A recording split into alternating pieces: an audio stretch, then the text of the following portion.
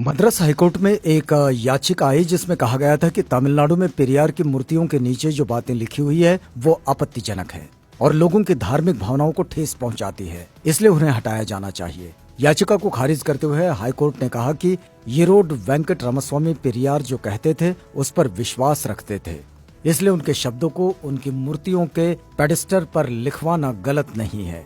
पेरियार की मूर्तियों के नीचे लिखा था, ईश्वर नहीं है और ईश्वर बिल्कुल नहीं है।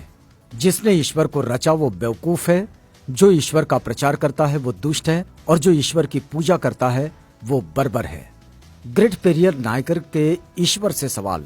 पहला सवाल, क्या तुम कायर हो जो हमेशा छिपे रहते हो, कभी किसी के सामने नहीं आते? दूसरा सवाल, क्या तुम खुशामद परस्त हो जो लोगों से दिन रात पूजा अर्चना करवाते हो? तीसरा सवाल, क्या तुम हमेशा भूखे रहते हो जो लोगों से मिठाई, दूध, घी आदि लेते रहते हो? चौथा सवाल, क्या तुम मांसाहारी हो जो लोगों से निर्बल पशुओं के बलि मांगते हो? पांचवा सवाल, क्या तुम सोने के व्यापारी हो जो मंदिरों में लाखों टन सोना दबाए बैठे हो? छठा सवाल, क्या तुम व्यभिचारी हो जो मंदिरों में देवदासियां रखते हो? सातवां सवाल, क्या तुम कमजोर हो जो हर रोज होने वाले बलात्कारों को नहीं रोक पाते? आठवां सवाल, क्या तुम मूर्ख हो जो विश्व के देशों में गरीबी, भूखमरी होते हुए भी अरबों रुपयों का अन्न, दूध, घी, तेल बिना खाए ही नदी नालों में बहा देते हो? नौवां सवाल, क्या तुम बहरे हो जो बेवजह मरते हुए आदमी, बलात्कार होती हुई मासूमों की आवाज नहीं सुन पाते? 10वां सवाल, क्या तुम अंधे हो जो रोज अपराध होते हुए नहीं देख पाते? 11वां सवाल, क्या तुम आतंकवादियों से मिले हुए हो जो रोज धर्म के नाम पर लाखों लोगों को मरवाते रहते हैं? 12वां सवाल, क्या तुम आतंकवादी हो जो ये चाहते हो कि लोग तुमसे डर कर रहें? 13वां सवाल, क्या तुम गूंगे हो जो एक शब्द भी नहीं बोल पाते लेकिन करोड़ों लोग तुमसे लाखों सवाल पूछते हैं?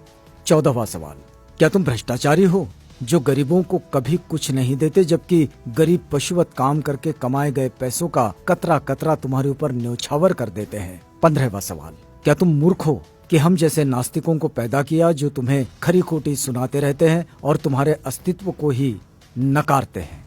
5 मिनट का समय निकालकर जरूर पढ़ो भगवान के कारनामे। नास्तिक होना कोई आसान नहीं। कोई भी नासमझ इंसान ईश्वर के अस्तित्व को मानकर फ्री हो जाता है। उसके लिए उसे बुद्धि की जरूरत नहीं होती, लेकिन नास्तिक होने के लिए दृढ़ विश्वास और साहस की जरूरत होती है। ऐसी योग्यता उन लोगों के पास होती है जिनके पास प्रखर तर्क बुद्धि होती है। अंधश्रद्धा ऐसा केमिकल है जो इंसान को मूर्ख बनाने में काम आता है। पेरियार ईवी रामास्वामी। आप देख सकते हैं हिंदू धर्म का विचित्र इतिहास।